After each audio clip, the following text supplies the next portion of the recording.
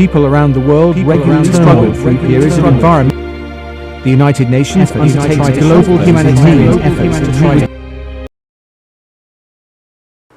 میں اپنے ادارے پاکستان انٹرنیشنل ہیومن رائٹس کی طرف سے 500,000 کا اناؤنس کرتا ہوں کہ یہ ہم ارشد ندیم کو اس کی کامیابی کے تحفے میں دیں گے جو انہوں نے پاکستان کا نام روشن کیا۔ چوتھی باری میں ارشد ندیم نے 85.09 میٹرز کی تھرو کی۔ پانچویں باری میں حیران کن طور پر 90.18 میٹر کی تھرو کر کے ریکارڈز ہی توڑ ڈالے۔ انہوں نے اپنا پرسنل بیسٹ بنانے کے ساتھ ساتھ کامن ویلتھ گیمز کا بھی نیا ریکارڈ قائم کر دیا۔ Arshad Nadeem of Pakistan, 90 meters and 18. Got his lead back in round 5 after.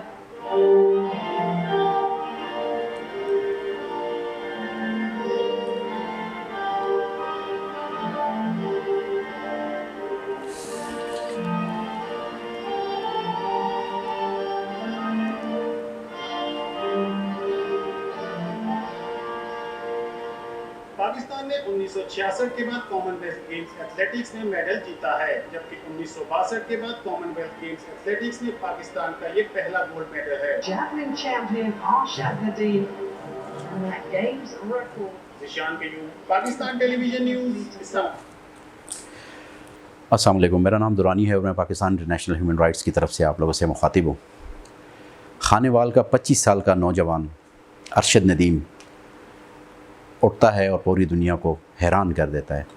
اب حیران میں یہاں پہ اس لیے کہہ رہا ہوں کہ ارشد ندیم ایک بہت غریب گھرانے سے تعلق رکھتا ہے، اور ابھی تو کچھ سیاسی لوگ اور کچھ ایسے لوگ بھی ہیں جو کلیم کر رہے ہیں کہ جی ارشد ندیم کو ہم نے اسپانسر کیا تھا اور ان کو کامن ویلتھ گیم میں بھیجنے کا جو بھی خرچہ ہے وہ ہم نے کر کے ان کو وہاں پہ بھیجا۔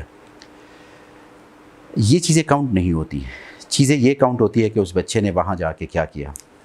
اس بچے نے اتنی غربت میں اور اتنے کم وسائل میں جو کر کے دکھایا، اگر یہ کسی اور ملک کا بچہ ہوتا تو ان کے لیے بہت سارے لوازمات تھے اور بہت ساری لیوریجز تھی۔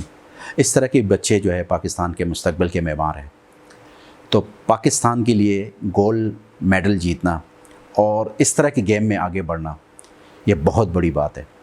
تو یہ ہے کہ اس طرح کے بچے کو کریج کرنا چاہیے، اس طرح کے بچوں کا ساتھ دینا چاہیے۔ جیسے کرکٹ میں ہمارا کوئی بھی گیم کوئی بھی انڈیا کے ساتھ کوئی میچ ہوتا ہے یا کسی بھی ملک کے ساتھ ہوتا ہے تو کرکٹ میں ہم بہت کریج کرتے ہیں کھلاڑیوں کو، تو اس طرح کے گیمز میں بھی ہمیں آگے ہونا چاہیے۔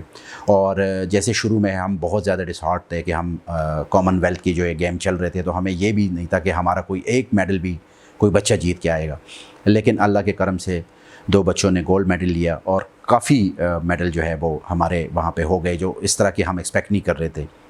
تو سلسلہ یہ ہے کہ اس طرح کے بچوں کو کریج کرنا اور اس طرح کے بچوں کی مالی امداد کرنا اور اس طرح کے بچوں کو آگے لانا، یہ اب ایسے لوگوں کا کام ہے جو سپورٹس کے جیسے منسٹرز ہوتے ہیں یا سپورٹس کے بڑے ہوتے ہیں، یہ ان کا کام ہے۔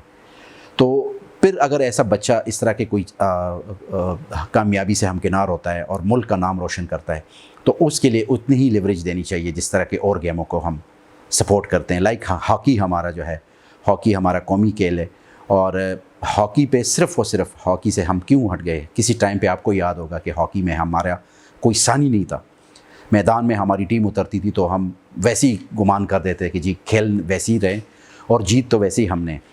تو وہ جو اس ٹائم پہ وہ ہاکی جو ہمارا ایک کامیابی ہماری طرف آتی تھی، اور ہم جیسے اسکواش میں ہم لے لیں تو اسکواش میں بھی جب ہمارے کھلاڑی اترتے تھے، جہانگیر خان، جان شیر خان، تو ہم پہلے ہی ڈیسائیڈ کر دیتے کہ بھائی کامیابی ہماری ہے۔ تو ایسی ایک چیز ہونی چاہیے اور گیمز کی طرف بھی ہمیں جانا چاہیے اور اس بچے کو کریج کرنا چاہیے۔ میری نیک تمنا اس بچے کے ساتھ ہے، international human rights, Pakistan international human rights اس بچے کے ساتھ ہے، اور ہم پراؤڈلی کہہ سکتے ہیں کہ یہ بچہ پاکستان سے بلونگ کرتا ہے، اور اس طرح کے بچے نے جا کے ایشیا کو جو ہے ریکارڈ پہ گیا ہے۔ تو ہماری جو ہے ہر طرح کے ایفرٹس اس بچے کے ساتھ ہے، اور ہم آگے بھی اس کے لیے آواز اٹھاتے رہیں گے، اور پاکستان کے بڑوں کو بھی چاہیے کہ وہ اس طرح کے بچوں کو کریج کرے، چاہے وہ تعلیمی میدان میں ہو یا کھیلوں کے میدان میں ہو۔ بہت شکریہ۔